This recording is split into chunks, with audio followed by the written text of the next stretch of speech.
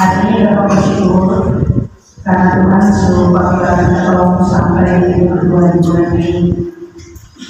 Dan karena itu kita harus mengakui bahwa semua yang terjadi, semua yang Bapak jalani terjadi hanya oleh kasih kemurahan dan kebenaran Tuhan Allah. Setiap pribadi yang selalu bersyukur adalah orang-orang yang merasa bahwa tanpa Tuhan dia mampu jalan hidupnya sendiri. Tanpa Tuhan atau sebisa ini apa? Karena Tuhan adalah sumber kehidupan, bahwa hanya Tuhan yang dapat kasih berkat kesehatan, kekuatan umur panjang. Bahkan dia Tuhan yang sanggup memberkati apapun perjalanan kehidupan. Walaupun Bapak dan Ibu tetap selalu berada di tengah-tengah masalah, bahkan penderitaan, dan mereka semampu atau keluar dari semua masalah dan penderitaan itu. Atau yang bersyukur pada saat haji datang di kebahagiaan-kebahagiaan, bukan haji dan setia datang di ibadah-ibadah dan persekutuan jemaat. Pada saat haji berdoa bersama keluarga dan persekutuan itu sendiri. Tetapi kaum yang tahu bersyukur adalah juga orang-orang yang tahu melakukan apa yang Tuhan Allah kehendaki dalam perjalanan kehidupannya. Dan karena itu, rajin masuk ibadah, rajin juga beriman, rajin sembahyang, rajin juga pilih apa yang Tuhan Allah mau. Jangan berpilih kamu suka saja. Dan karena itu Bapak dan Ibu, di hari pergantian romanis ada dalam bingkai tema mengenai kritik diri dan transformasi sebagai gereja yang produktif. Sebenarnya menegaskan tentang peran gereja kita dan Bapak Ibu untuk terus berbenah diri, untuk terus menata diri, supaya mengalami transformasi atau perubahan sebagai gereja yang terus menyampaikan suara kenabian Allah. Suara kenabian yang dimaksudkan adalah menyampaikan dan terus melakukan perbuatan-perbuatan kasih, memiliki perbuatan-perbuatan yang bikin orang lain hidup penuh dengan sukacita. Itu tugas Bapak kita. Sebatas ibadah bicara harus memperbuat apa yang mendatangkan sukacita dan damai sejahtera kepada orang baik. Suara seperti kita juga adalah suara yang terus menyampaikan tentang perbuatan-perbuatan kita untuk menjaga hak hidup orang banyak. Kalau sedia ada ketidakadilan yang pinjam bagian diri, perjuangkan keadilan itu supaya orang lain juga merasakan apa yang namanya adil. Jika di sekeliling saudara-saudara di gereja ada orang yang susah, bantu menolong karena itu ibadah yang sejati. Bahwa dia keluar dari penderitaan dan kesusahan itu karena itu adalah ibadah yang sejati, ibadah yang berkenan di hadapan Allah. Saudara kasih, tema mingguan kita menghidupi ibadah sejati. Juga menegaskan kepada kita dan saudara-saudara semua tentang bagaimana ibadah yang Bapak lakukan itu mesti dihidupi dengan apapun tindakan, dengan apapun sikap yang sejalan dengan perintah dan tanda Tuhan, ataupun kata dan tindakan yang memberikan sukacita serta damai sejahtera bagi semua orang. Bukan kata dan tindakan yang bikin susah orang, yang bikin orang punya hati sakit. Yang penting setiap ibadah rajin sembahyang, tapi ini bukan suka. Kalau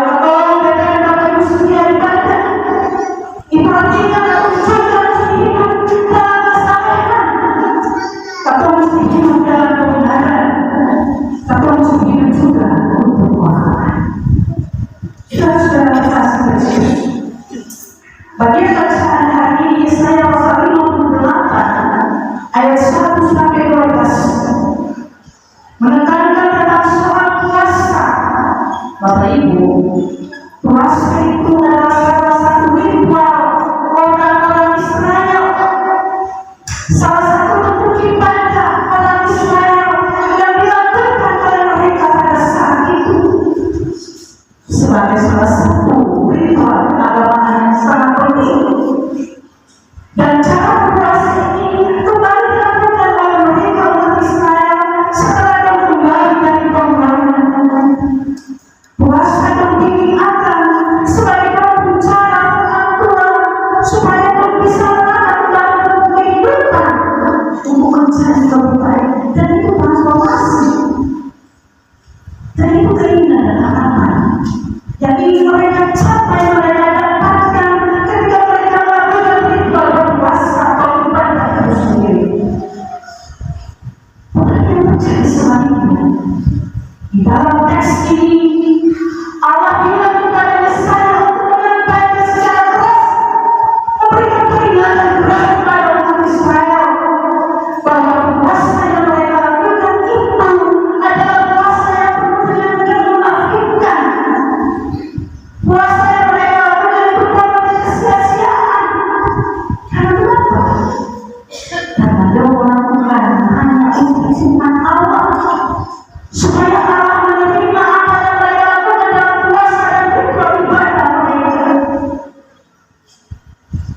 Dong ingin Allah puji dong, dong ingin Allah memberikan berkat untuk dong, karena dong melakukan ritual puasa itu hadapan Allah, dan bagi dong apa yang melakukan itu benar. Tapi bagi Allah itu disebut dengan kepura-puraan, kemunafikan. Karena kenapa?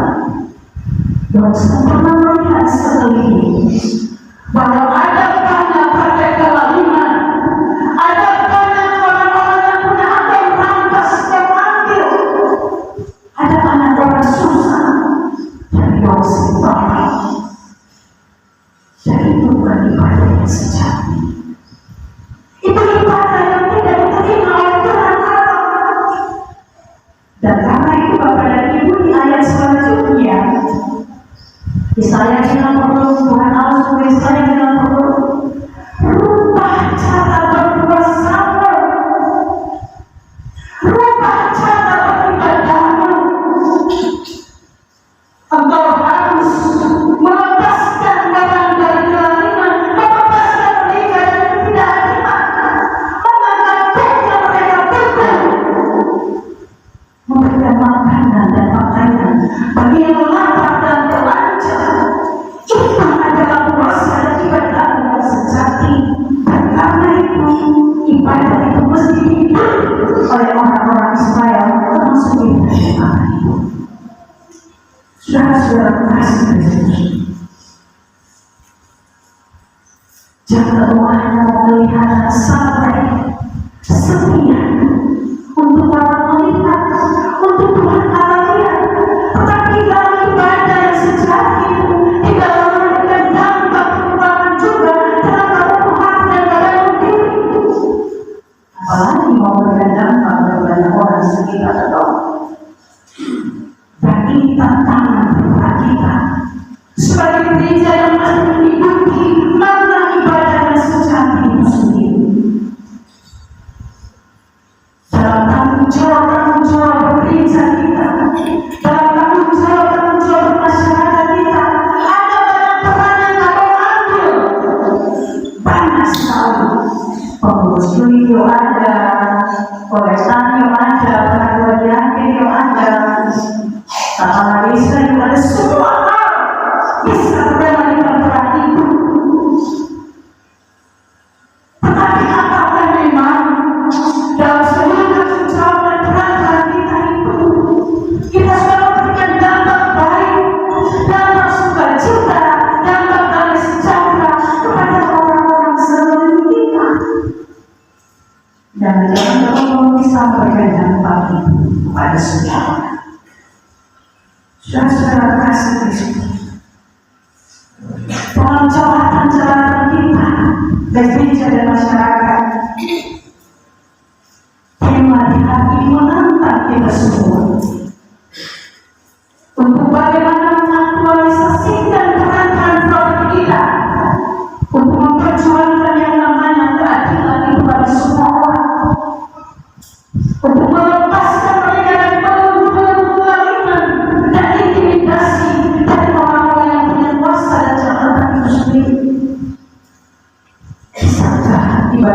jari itu.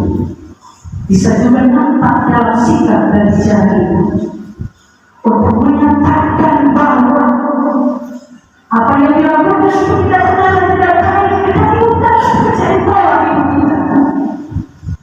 Ini menjadi tantangan besar bagi kita dan saudara-saudara kasih. Kadang-kadang kalau pakai jalan dulu begitu untuk mengambil apa yang menjadi hak milik orang lain. Dan itu ibadah yang tidak ibadah yang tidak pernah dalam kehidupan saya dan saudara-saudara kasih. Saudara-saudara menjadi berkati oleh Tuhan Yesus Kristus.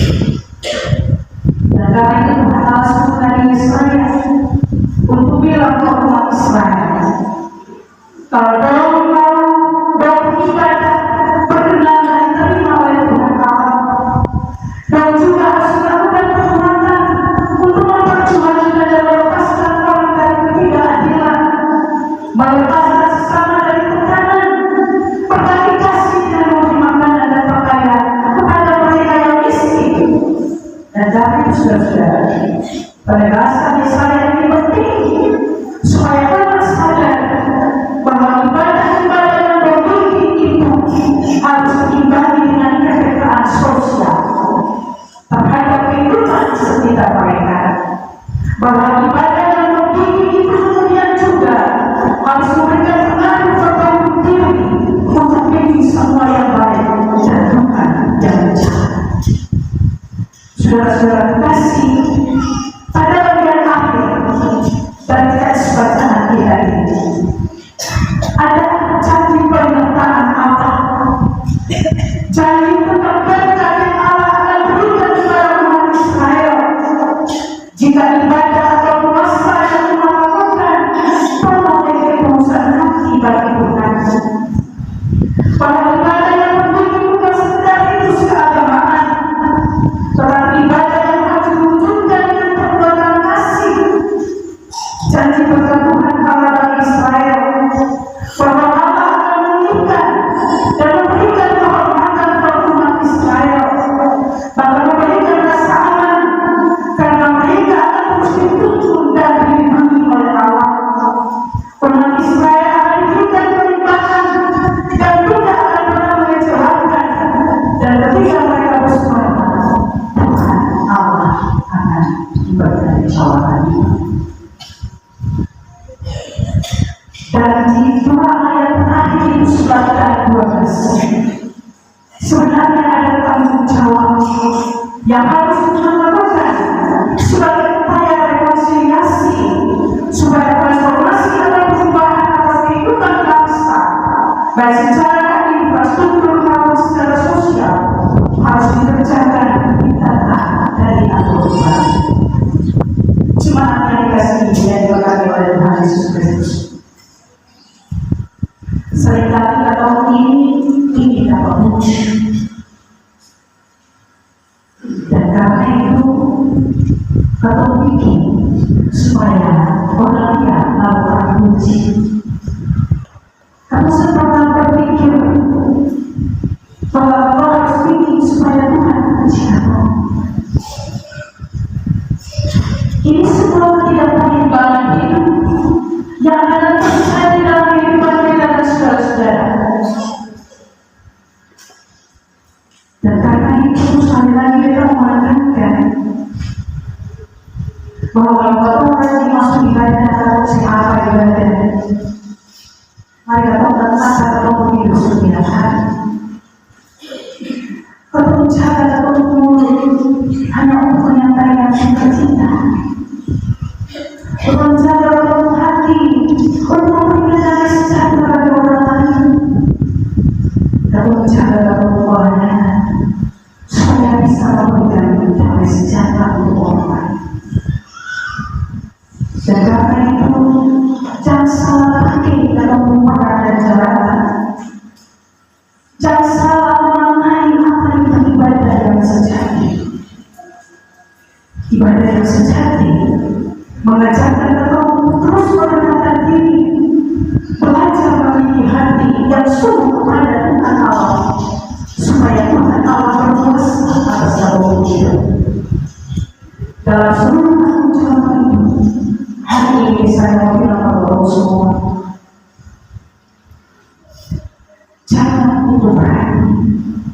jangan bertanya, tetapi belajar untuk memahami dan mengerti supaya berkatalah mengalir atas kehidupan keluarga yang bersatu.